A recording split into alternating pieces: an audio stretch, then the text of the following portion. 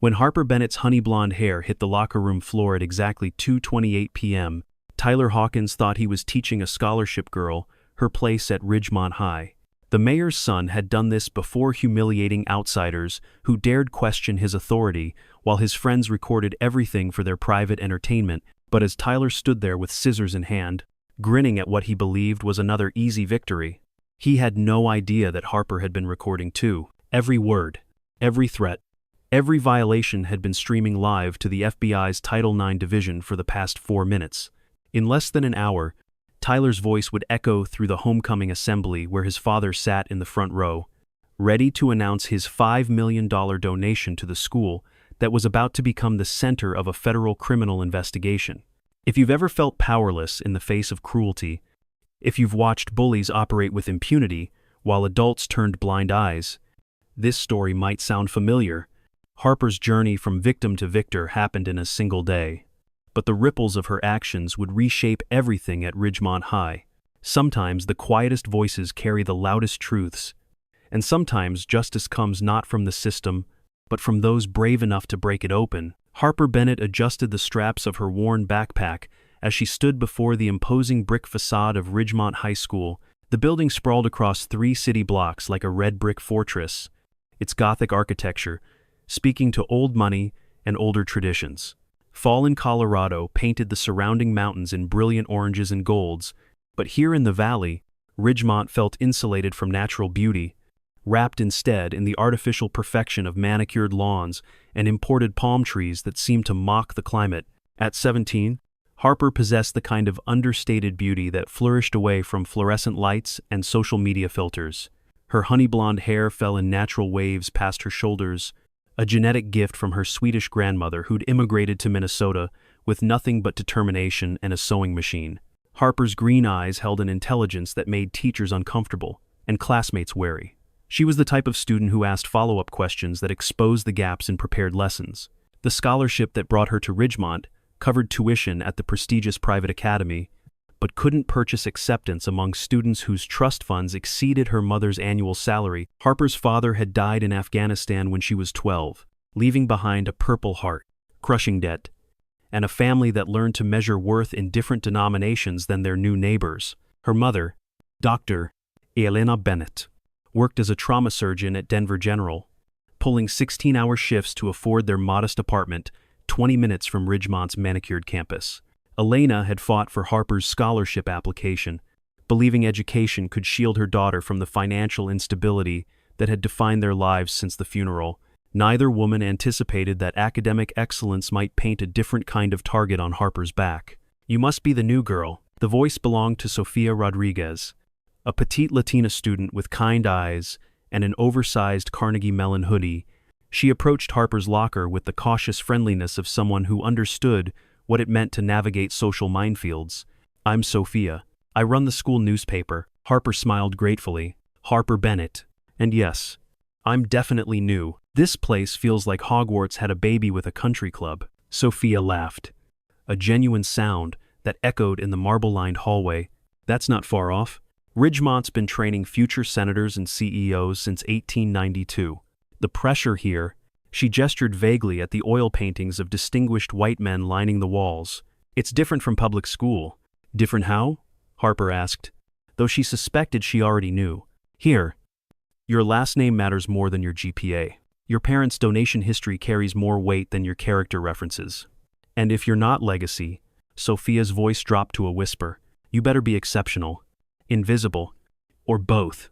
The warning proved prophetic when Tyler Hawkins rounded the corner with his entourage. At Autien, Tyler embodied everything Ridgemont celebrated: tall, athletic, conventionally handsome, and possessed of the particular brand of confidence that came from never facing genuine consequences. His father, Mayor Robert Hawkins, had graduated from Ridgemont in 1987 before building a political dynasty that controlled local development contracts worth hundreds of millions. Tyler wore his privilege like a varsity jacket, visible, enviable, and occasionally suffocating. Well, Tyler's voice carried the practiced charm that had secured him student body president 3 years running. Sophia's found herself a new project. "Tell me," Scholarship girl. What makes you think you belong here? Harper straightened to her full 5'6" height, meeting Tyler's blue eyes without flinching. Same thing that makes you think you do, I imagine. The admissions committee decided I qualified. Tyler's smile faltered for just a moment, before resurging with renewed intensity. Behind him, his crew exchanged glances that spoke of shared amusement and anticipated entertainment. There was Marcus Webb, whose pharmaceutical fortune afforded him the luxury of mediocrity with a guaranteed Ivy League future. Beside him stood Connor Liu, son of tech moguls, who'd never worked for anything, but somehow possessed expertise in everyone else's shortcomings. The third member of their trinity was Zach Morrison, whose family's construction empire built half of Ridgemont's residential developments and all of its football stadium's luxury boxes. Admissions committees make mistakes, Tyler said, his voice carrying just enough volume to attract attention from passing students. Sometimes they confuse charity cases with actual talent. But don't worry, Ridgemont has ways of sorting things out. Sophia stepped closer to Harper, her body language shifting into protective mode. Tyler, she just got here. Maybe save the territorial marking for later? I'm not territorial. Rodriguez, I'm selective. There's a difference. Tyler's gaze never left Harper's face. Studying her reaction with the intensity of a scientist observing a specimen, I just think our new friend should understand the ecosystem here. Ridgemont works because everyone knows their place. Disruption leads to complications. The bell rang, scattering students toward their first period classes with the efficiency of well-trained soldiers. Tyler lingered just long enough to lean toward Harper, his voice dropping to a whisper that only she could hear. Welcome to Ridgemont, Harper Bennett. I hope you're a fast learner. Harper chose a seat in the third row, close enough to demonstrate engagement, but far enough back to observe classroom dynamics. Mrs. Caldwell possessed the kind of brittle authority that comes from 30 years of managing entitled teenagers who could have their parents' lawyers on speed dial. Her lessons focused heavily on American exceptionalism, with particular emphasis on the Founding Fathers' wisdom and minimal discussion of their contradictions. Today we're examining the Constitutional Convention. Mrs. Caldwell announced, her voice carrying the enthusiasm of someone reading a grocery list. Who can tell me why the framers were concerned about direct democracy? Several hands shot up, but Mrs. Caldwell's eyes found Tyler immediately. This wasn't coincidence. Harper quickly realized that Tyler commanded special attention from faculty, a privilege that extended beyond his academic performance to his family's influence over school board elections. They worried about mob rule, Tyler answered with practiced confidence. The masses can't be trusted to make complex decisions. That's why we have representative democracy filter public opinion through educated leadership. Harper's hand rose slowly. Mrs. Caldwell's expression suggested she'd rather ignore the new student, but academic protocol demanded acknowledgement. Yes, Miss Bennett. I was wondering if we might discuss who the framers considered the masses versus educated leadership, because historically, education and voting rights were restricted based on property ownership, race, and gender. So when they feared mob rule, were they actually fearing democracy itself? Or just democracy that included people they didn't consider fully human? The classroom fell silent. Tyler's jaw tightened almost imperceptibly, while his friends exchanged glances that promised future retribution for Harper's intellectual audacity. Mrs. Caldwell's face cycled through several emotions before settling on diplomatic irritation. Miss Bennett, while your perspective is noted, I think you'll find that contextualizing historical figures through modern moral frameworks creates more confusion than clarity. The Founding Fathers operated within their era's understanding of governance. Of course, Harper replied evenly. I just thought it might be valuable to examine whose voices were excluded from those governance discussions. Since their absence shaped the democracy we inherited, Tyler turned in his seat to face Harper directly, his politician's smile firmly in place. That's an interesting theory, Harper, but maybe you should focus on understanding the system before you try to deconstruct it. Ridgemont values constructive dialogue, not destructive criticism. The subtext landed like a slap. Harper was being labeled as destructive for asking questions that Tyler found uncomfortable. Around the room, she could feel students choosing sides in a conflict that had erupted from a simple historical inquiry. Some faces showed interest in her perspective. Others reflected Tyler's disapproval, as if his opinions were their own. I appreciate the feedback, Harper said, her voice maintaining perfect academic politeness, though I'd argue that questioning systems is how we strengthen them. Critical thinking and blind acceptance seem like opposite approaches to education. Mrs. Caldwell intervened before Tyler could respond. But the damage was done. Harper had publicly challenged not just Tyler's answer, but his authority to determine acceptable discourse. In Ridgemont's ecosystem, this constituted a declaration of war. The Ridgemont cafeteria resembled an upscale restaurant more than a traditional school lunchroom. Marble floors reflected light from crystal chandeliers, while catering staff in pressed uniforms served gourmet meals that would cost $60 in downtown Denver. Students received lunch credits based on their family's annual donations, creating a tiered system where premium meals were another marker of social hierarchy. Harper's scholarship included basic meal credits, which meant chicken tenders and fruit cups, while legacy students enjoyed sushi prepared by a chef from Nobu. She sat with Sophia and a rotating group of scholarship recipients, international students, and others who existed on Ridgemont's periphery. You made quite an impression in Caldwell's class, Sophia said, picking at her quinoa salad. Tyler's not used to being challenged publicly. I wasn't trying to challenge him personally, Harper replied, though she knew this distinction mattered little in high school politics. I just wanted to discuss the actual history. At Ridgemont, challenging ideas and challenging people are the same thing, offered James Park, a junior whose parents had immigrated from South Korea with engineering degrees that weren't recognized in the United States. The kids here aren't used to intellectual competition from anyone outside their social circle. As if summoned by their conversation, Tyler appeared beside their table with his usual retinue. He carried a lunch tray laden with premium offerings lobster roll, truffle mac and cheese, artisanal bread that cost more than Harper's entire meal. Mind if we join you? Tyler asked. Though he was already pulling out a chair, I wanted to continue our discussion from history class. Harper sensed the trap but couldn't decline without seeming defensive. Of course, Tyler settled beside her with the casual confidence of someone accustomed to being welcomed everywhere.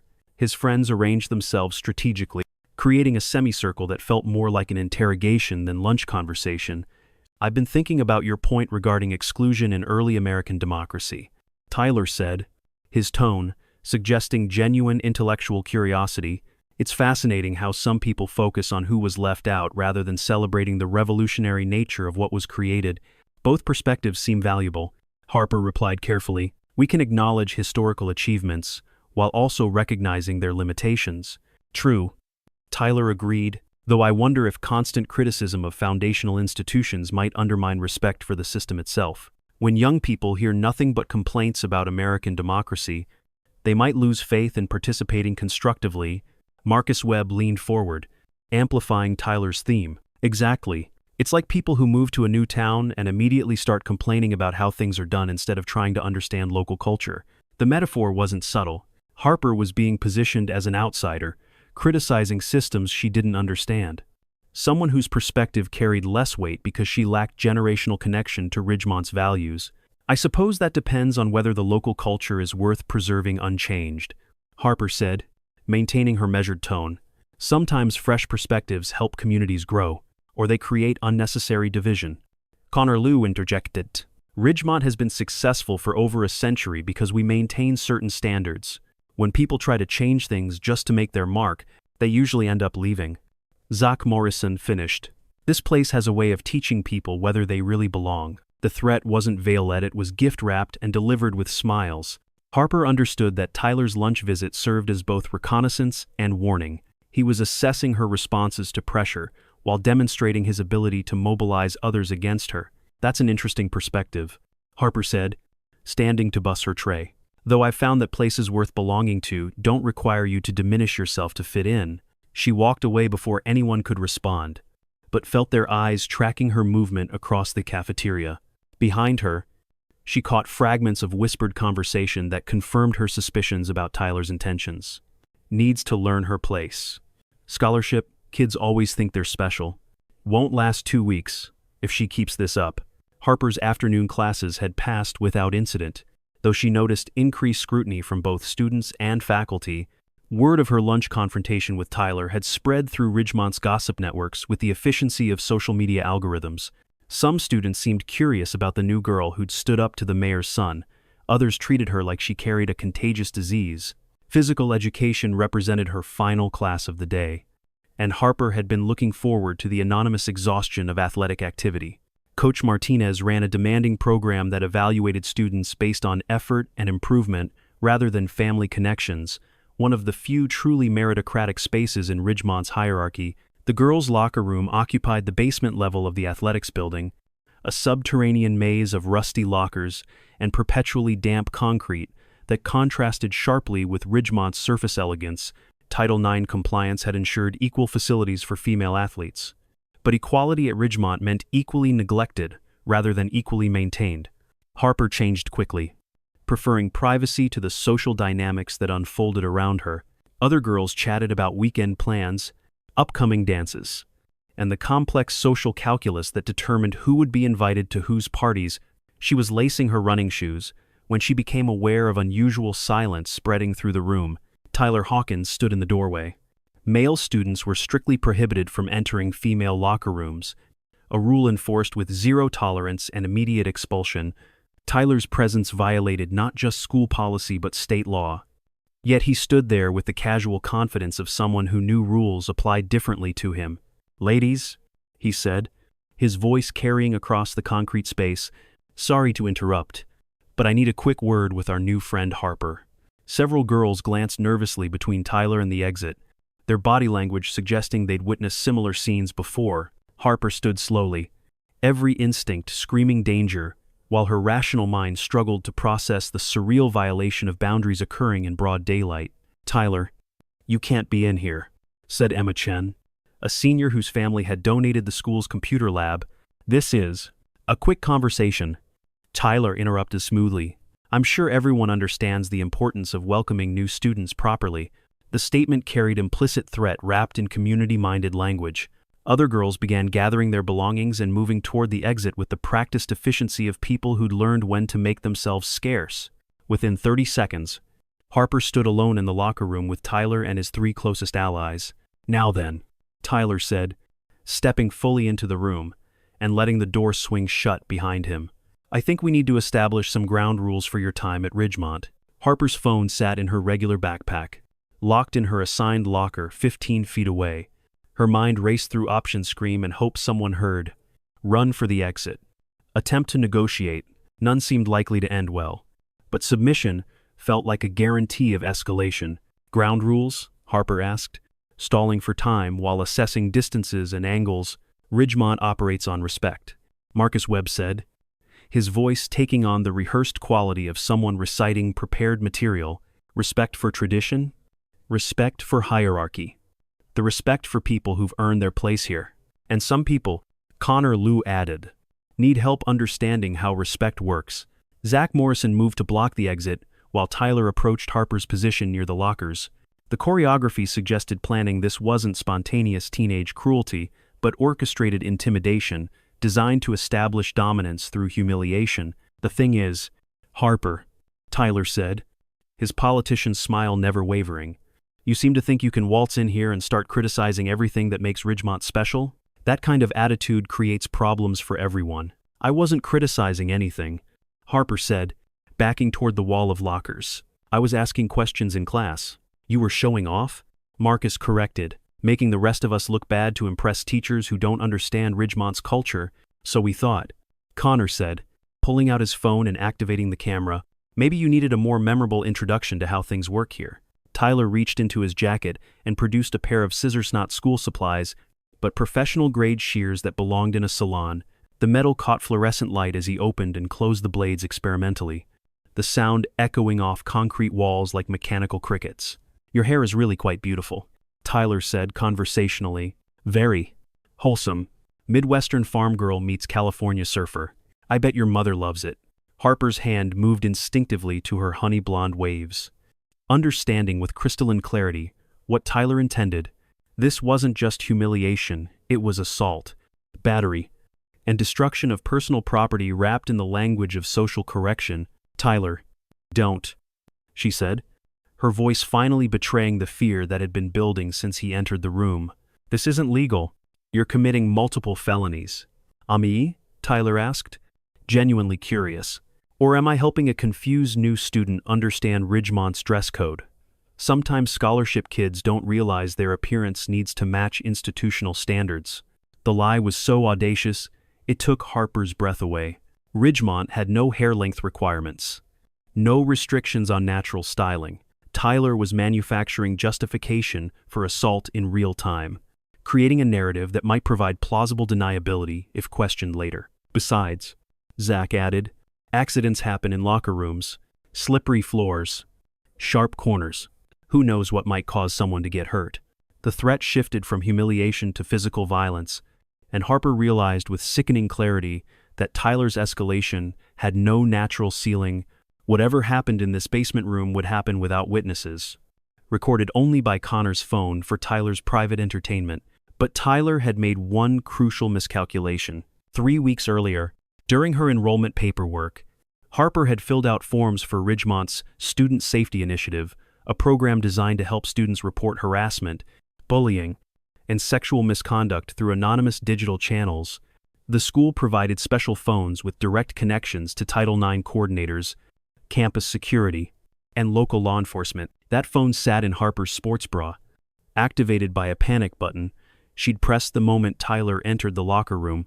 For the past 4 minutes, everything said in the basement had been recorded and simultaneously transmitted to 3 different authority figures: Dean Patricia Williams, Ridgemont's Title IX coordinator, Officer Sarah Kim, the school's liaison with Ridgemont Police Department, and Dr. Anham Michael Torres, the district superintendent whose job depended on preventing exactly this kind of incident.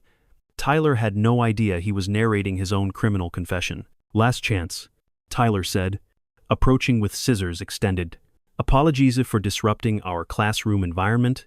Promise to keep your opinions to yourself, and maybe we can work something out. Harper looked directly into Connor's camera, her green eyes blazing with the kind of fury that comes from watching privileged predators assume their immunity from consequences. My name is Harper Bennett, she said clearly, her voice carrying across the concrete space with perfect diction. It's September 15th, 2:28 p.m., and I'm in the girls' locker room at Ridgemont High School. Tyler Hawkins, son of Mayor Robert Hawkins, has just threatened to cut my hair with scissors as punishment for asking questions in history class. He's accompanied by Marcus Webb, Connor Liu, and Zach Morrison, who are blocking my exit and recording this assault for their entertainment. Tyler's hand hesitated, the scissors trembling slightly as Harper's words echoed with the authority of someone creating an official record. Furthermore, Harper continued, Tyler has violated Colorado Revised Statute 18-3406 by entering a female locker room without permission. He's currently committing assault under Statute 18-3202, criminal intimidation under 18-3206, and unlawful imprisonment under 18-3303. If he touches me with those scissors, he'll be committing felony assault with a deadly weapon. The recitation of specific legal statutes sent shockwaves through Tyler's confidence. Harper wasn't just a scared victim, she was someone who understood the law. Someone who spoke like she expected to be taken seriously by authorities. You think you're smart? Tyler snarled, his mask of political charm finally slipping to reveal the entitled rage beneath. You think Daddy's military record makes you special? Nobody cares about dead soldiers? Scholarship girl.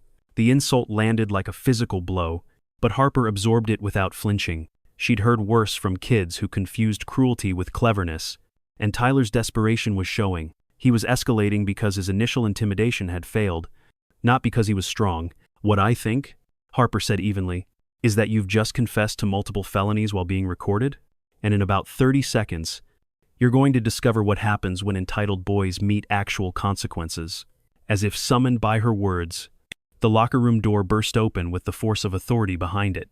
Officer Sarah Kim entered first, her hand resting on her service weapon while her eyes took in the scene with professional assessment. Behind her came Dean Williams, her face showing the particular fury of an administrator whose career was being threatened by students' criminal behavior. Ridgemont Police Department, Officer Kim announced, her voice carrying the unmistakable authority of someone empowered to use force. Everyone step away from each other and put your hands where I can see them. Tyler's scissors clattered to the concrete floor as his brain finally processed the magnitude of his miscalculation. The four boys who'd entered the locker room as predators now stood frozen like deer in headlights, their carefully constructed justifications evaporating under official scrutiny. "Harper," Dean Williams said, her voice gentle but professional. "Are you injured?" "No, ma'am," Harper replied, her voice steady, despite the adrenaline coursing through her system. "Though I have everything recorded, if you need evidence." Officer Kim's radio crackled to life with dispatches about additional units en route and requests for supervisory personnel. This wasn't being handled as a minor disciplinary matter. Harper's phone had triggered protocols designed for serious criminal incidents. "Tyler Michael Hawkins," Officer Kim said, pulling out handcuffs. "You're under arrest for criminal trespass, assault, criminal intimidation, and unlawful imprisonment. You have the right to remain silent."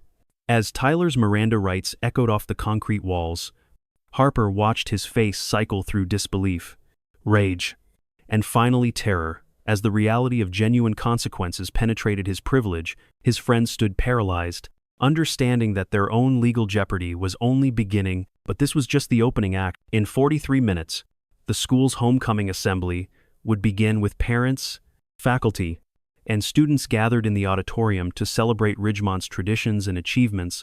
Tyler's father, Mayor Robert Hawkins, would be seated in the front row, alongside other distinguished alumni. Preparing to announce his donation of $5 million for the new athletic complex, what none of them knew was that Harper's phone had recorded more than just the locker room assault. For 3 weeks, she'd been documenting systemic harassment, discriminatory policies, and administrative cover-ups that protected wealthy students while destroying scholarship recipients who dared to challenge Ridgemont's culture of entitlement.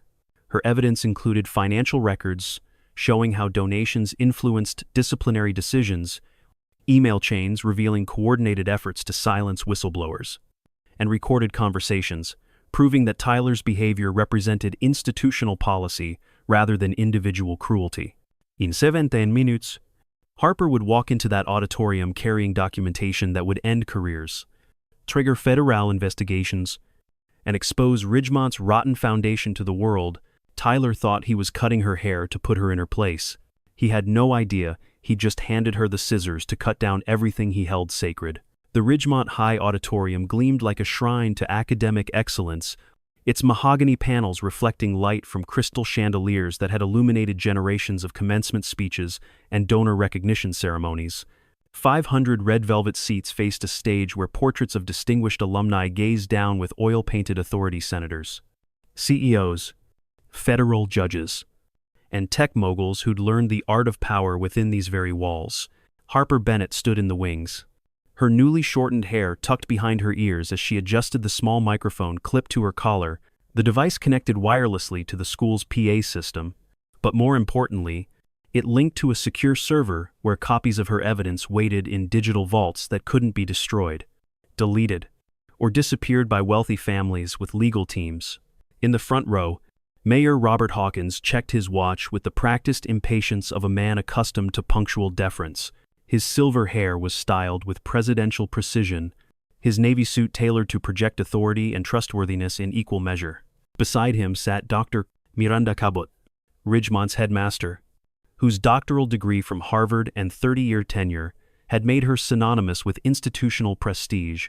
Neither of them knew that Tyler currently sat in Ridgemont Police Department's holding cell, or that Officer Kim's arrest report was already being reviewed by federal prosecutors who specialized in civil rights violations. The mayor's phone had been turned off during the assembly, a professional courtesy that would soon feel like cruel irony. "Ladies and gentlemen," Dr. Cabot announced from the podium, her voice carrying the cultivated authority of someone who'd never been contradicted by people who mattered. "Welcome to Ridgemont High School's 131st annual homecoming celebration. Today we honor not just our athletic achievements, but the values that have made our institution a beacon of educational excellence." Polite applause rippled through the audience as parents and faculty settled into their seats. Harper noticed how the applause came in waves thunderous from the front rows where major donors sat, tepid from the back sections where scholarship families had been relegated. Even the seating arrangement reflected Ridgemont's hierarchical worldview. "This year," Dr. Cabot continued, "we're particularly honored to announce a historic gift that will transform our athletic program for generations to come.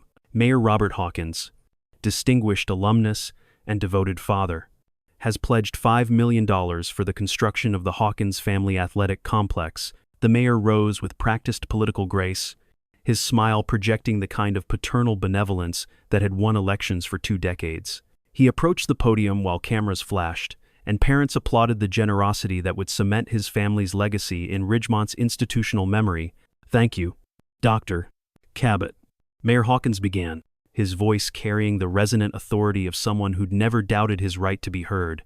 "Ridgemont High School has been the foundation of our family's success for 3 generations. My grandfather, my father, and I have all been shaped by the values this institution represents: excellence, integrity, and the belief that privilege comes with responsibility." Harper felt her stomach tighten as the mayor's words echoed through the auditorium. He spoke of responsibility while his son sat in jail for felony assault. He praised integrity while benefiting from a system that protected predators through donation-based immunity. The hypocrisy was breathtaking in its audacity. "The Hawkins Family Athletic Complex," the mayor continued, "will ensure that future generations of Ridgemont students learn not just the fundamentals of sport, but the character-building principles that athletics can provide: teamwork, respect, fair play. These are the values we want to instill in our young people." The irony was so profound, it bordered on satire. Tyler had learned teamwork coordinating assaults with his friends. He'd mastered respect, demanding it through intimidation and violence. His understanding of fair play involved using family wealth to escape consequences, while others faced punishment for lesser infractions. Harper stepped forward, her hand moving to the activation switch on her wireless microphone. 3 weeks of careful documentation had led to this moment. Every conversation had been recorded, every incident catalogued, every pattern of corruption preserved in formats that couldn't be suppressed by legal threats or financial pressure. "What many of you don't know," Harper said, her voice suddenly filling the auditorium through the PA system, "is that Tyler Hawkins, the mayor's son, was arrested 2 hours ago for felony assault in the girls' locker room." The reaction was immediate and seismic. Mayor Hawkins froze mid-sentence, his face cycling through confusion, disbelief, and dawning horror. Dr. Cabot's expression shifted from polite attention to raw panic as she realized her carefully orchestrated celebration was being hijacked by someone with actual information. Parents turned in their seats, searching for the source of the voice that had just detonated a bomb in the middle of their homecoming ceremony. Some pulled out phones to confirm what they'd heard, while others looked to school officials for guidance that wouldn't come. "My name is Harper Bennett," she continued, stepping onto the stage where her presence could no longer be ignored. "I'm a scholarship student who transferred to Ridgemont 3 weeks ago. Since then, I've documented systematic harassment, discriminatory policies, and criminal behavior that this institution has covered up to protect wealthy donors." Harper's phone connected to the auditorium's projection system, displaying Tyler's arrest photos on screens visible throughout the venue. The mayor's son, disheveled, handcuffed, and stripped of his usual confident smirk, stared back at an audience that had watched him grow up as Ridgemont's golden boy. "Tyler Hawkins entered the girls' locker room this afternoon with 3 accomplices," Harper said, her voice steady. Despite the adrenaline coursing through her system, "He threatened to cut my hair as punishment for asking questions in history class that made him uncomfortable. This wasn't random cruelty, was institutional enforcement of social hierarchy through physical assault." Dr. Cabot moved toward the stage, her face showing the particular panic of someone whose career was evaporating in real time. "Miss Bennett, this is highly inappropriate. Please stop this disruption immediately." "Disruption?" Harper asked, turning to face the headmaster directly. "Dr. Cabot, you received a Title IX complaint about Tyler's behavior 2 weeks ago. Ashley Martinez, a sophomore, reported that he'd cornered her in the chemistry lab and made sexually explicit comments while blocking her exit. Do you remember your response?" The question landed like an accusation because it was one. Harper's phone displayed email chains showing Dr. Cabot's dismissive response to Ashley's complaint, a brief acknowledgement, followed by suggestions that the student might have misinterpreted friendly conversation and should focus on her studies rather than social drama. "You told Ashley to avoid situations where she might feel uncomfortable rather than addressing Tyler's predatory behavior," Harper continued. When she persisted in requesting action, you suggested she might be happier at a different school, one more suited to her. Background: the coded language was unmistakably discriminatory. Ashley Martinez was a scholarship student whose parents had immigrated from Mexico, and Dr. Cabot's suggestion that she might prefer a different school environment carried obvious racial undertones that were now being exposed to an audience including federal investigators. Mayor Hawkins found his voice, though it cracked with strain. "This is clearly a coordinated attack on my family and this institution. I demand that security remove this disturbed individual immediately." "Actually," said a new voice from the auditorium's rear entrance, "Miss Bennett is providing valuable assistance to a federal investigation." Agent Maria Santos walked down the center aisle with the purposeful stride of someone whose authority superseded local political connections. Behind her came a team of FBI investigators, whose presence transformed the homecoming celebration into a crime scene. Parents who'd arrived to celebrate their children's achievements now found themselves witnessing the systematic dismantling of an institution they'd trusted with their families' futures. "Dr. Miranda Cabot," Agent Santos announced, her voice carrying through the suddenly silent auditorium, "you're under investigation for violation of Title IX, conspiracy to obstruct federal civil rights investigations, and criminal conspiracy to cover up sexual assault on a federally funded campus." The headmaster's face went pale as she realized the scope of what Harper had uncovered. This wasn't just about Tyler's assault, it was about decades of institutional corruption that had protected predators while silencing victims through financial intimidation and academic retaliation. Harper's evidence filled the auditorium screens in devastating succession. Financial records showed how major donations coincided with dropped charges against wealthy students. Email chains revealed coordinated efforts to discredit scholarship recipients who reported harassment. Security footage proved that assaults had been witnessed by faculty who chose silence over student safety. The Hawkins family has donated over $12 million to Ridgemont High School over the past 15 years. Harper said, her voice cutting through the shocked murmurs of the audience. In that same period, Tyler Hawkins and his friends have been involved in 47 documented incidents of harassment, assault, and property destruction. 0 resulted in meaningful consequences. She displayed a spreadsheet that laid bare Ridgemont's two-tiered justice system. Wealthy students received warnings and counseling for behaviors that resulted in expulsion for scholarship recipients. The disparity was so stark it constituted prima facie evidence of systematic discrimination based on economic status. Mayor Hawkins attempted to regain control of the narrative, stepping toward the microphone with political instincts intact, despite the chaos surrounding him. "These are obviously fabricated accusations designed to destroy my family's reputation. Tyler is a victim of a calculated smear campaign." Tyler's own voice. Harper interrupted, playing audio that filled the auditorium with crystal clarity. "Yeah, we're gonna cut that bitch's hair tomorrow. Put her in her place. My dad says she needs to learn that scholarship kids should be grateful, not uppity." The mayor's face went ashen as his son's recorded words echoed through the venue where he'd just praised character building and family values. The contrast between Tyler's private cruelty and public persona was so stark it destroyed any remaining credibility the family might have retained. But Harper wasn't finished. Her evidence included recordings of conversations between Mayor Hawkins and Dr. Cabot, discussions where the mayor had explicitly instructed the headmaster to handle complaints against his son through administrative maneuvering rather than disciplinary action. "Robert, we can't keep covering for Tyler indefinitely. The Martinez girl has documentation."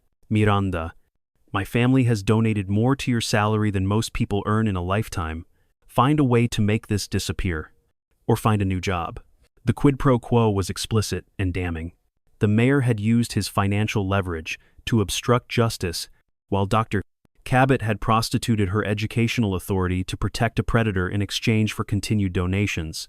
Agent Santos stepped onto the stage, her presence commanding absolute attention from an audience still processing the magnitude of what they'd witnessed. "Ladies and gentlemen, what you've just heard represents evidence in an ongoing federal investigation into civil rights violations, institutional corruption, and criminal conspiracy." She gestured toward Harper, whose courage had precipitated the unraveling of a system that had operated with impunity for decades. "Miss Bennett's documentation has provided crucial evidence of systematic discrimination and cover-up that extends far beyond today's assault incident. The investigation would reveal that Ridgemont's corruption went deeper than anyone had imagined. Federal auditors would discover that donation-dependent discipline had created a campus culture where wealthy students understood themselves to be above meaningful consequences. Sexual assault reports had been buried, academic fraud had been ignored, and scholarship students had been systematically pushed out whenever they challenged the established order. Mayor Hawkins' political career ended in that auditorium, though he didn't realize it yet. Video of Tyler's recorded threats and his father's institutional corruption would dominate news cycles for weeks, making the Hawkins name synonymous with privilege abuse and systematic injustice. The $5 million donation would be rescinded, the family's political dynasty would crumble, and Robert Hawkins would face federal charges for using his office to obstruct civil rights investigations. Dr. Cabot's 30-year tenure concluded with handcuffs and a perp walk that would be broadcast on national news networks. Her Harvard credentials and institutional prestige meant nothing when faced with documentation of deliberate civil rights violations and criminal conspiracy to silence assault victims, but the real victory belonged to students like Ashley Martinez, who found the courage to testify once they realized their voices would finally be heard. Scholarship recipients who'd been forced to transfer after reporting harassment returned to give depositions that revealed the full scope of Ridgemont's discriminatory practices. Harper Bennett sat in the witness box of a federal courtroom, her hair now grown into a professional bob that she wore like a badge of honor. Across the room, Tyler Hawkins sat beside his defense attorney, his varsity jacket replaced by an orange jumpsuit that marked his transition from privileged predator to convicted felon. "Miss Bennett," the federal prosecutor said, "can you describe for the jury what happened when you attempted to report harassment through official school channels?" "I was told that my complaints were being investigated," Harper replied, her voice carrying the authority of someone who'd learned to speak truth to power. "What I discovered through documentation was that investigation meant finding ways to discredit me while protecting the perpetrators." The trial had become a national sensation, with media coverage focusing on how one student's courage had exposed institutional corruption that had operated for decades. Harper's testimony was devastating not because she sought vengeance, but because her evidence was irrefutable and her presentation was unimpeachable. Tyler's conviction on multiple felony counts carried a sentence of 3 years in federal prison, followed by 5 years of supervised probation. His father received 4 years for civil rights violations and obstruction of justice. Dr. Cabot's sentence was 6 years, reflecting her leadership role in the conspiracy and her abuse of educational authority. But the real justice came in institutional transformation. Ridgemont High School was placed under federal oversight, its governance structure completely reorganized to prevent donor-dependent discipline. New policies required transparent reporting of all harassment complaints, with independent investigation protocols that couldn't be influenced by financial considerations. The Hawkins Family Athletic Complex was renamed the Student Safety and Accountability Center, housing counseling services, Title IX offices, and resources for reporting institutional discrimination. The irony wasn't lost on Harper, who transformed a monument to privilege into a beacon for justice. Harper Bennett walked across Harvard Yard with the confident stride of someone who'd earned her place through merit rather than inheritance. The full scholarship covering her undergraduate education had come not from family wealth, but from recognition of her courage in exposing institutional corruption and protecting other students from predatory behavior. Her hair had grown long again, flowing past her shoulders in the same honey blonde waves that Tyler had tried to cut as punishment for intellectual curiosity. But now she wore it as a symbol of resilience, rather than vulnerability, proof that attempts to diminish her had only strengthened her resolve. The federal civil rights case had established legal precedents protecting whistleblowers in educational settings, while her documentation methods had become standard training for student advocates nationwide. Harper's story was taught in law schools as an example of how individual courage could trigger systemic change when combined with careful preparation and strategic thinking. She still carried recording devices, though now legally and openly as part of her work with the Civil Rights Legal Foundation. Her Harvard internship involved investigating discrimination at elite educational institutions, helping other students document abuse while building cases that would prevent future victims. The thing about bullies, Harper told a group of high school students during a speaking engagement, is that they rely on your silence more than their own strength. They need you to believe that challenging them is hopeless. that the system will always protect them instead of you. She clicked to a slide showing Tyler's mugshot alongside his father's booking photo and Dr. Cabot's federal conviction. What they don't understand is that documentation beats intimidation. Evidence trumps influence, and truth has a way of spreading faster than their ability to contain it. The students in the audience leaned forward, recognizing in Harper someone who'd walked their path and emerged victorious. Many carried their own stories of institutional harassment, discrimination, and adult betrayal. Her message gave them something invaluable, proof that courage combined with careful planning could topple systems that seemed invincible. Tyler Hawkins thought he was cutting my hair to put me in my place, Harper concluded, touching the waves that had grown back stronger than before. He had no idea he was handing me the tools to cut down everything he thought was permanent. The applause that followed wasn't polite recognition, it was the sound of young people who'd found their voices, who understood that institutions claiming to protect them sometimes needed protection from them instead.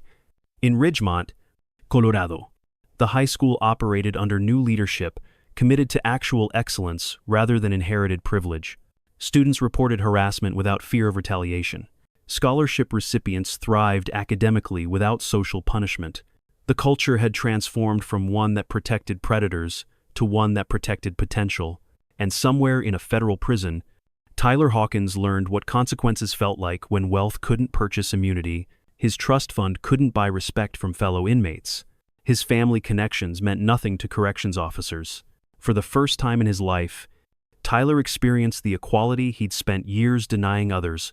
Harper Bennett had kept her promise made in a basement locker room surrounded by predators who thought privilege made them untouchable. She turned their moment of maximum power into the beginning of their complete downfall.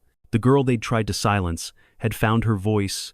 The student they'd tried to diminish had grown into a force for justice. The victim they'd created had become the catalyst for their destruction. Sometimes the strongest voices belong to those who've been told they don't matter. Sometimes the most powerful people are those who've learned to document truth and speak it without fear. And sometimes justice comes not from the system, but from those brave enough to hold the system accountable to its own stated values. Harper's hair had grown back. Tyler's reputation never would, and in schools across America, students who'd never heard of Ridgemont High learned that courage plus preparation could move seven mountains built from money, privilege, and institutional indifference. The scissors had started everything, the evidence had finished it. And Harper Bennett had proved that sometimes the quiet ones really do have the loudest stories to tell.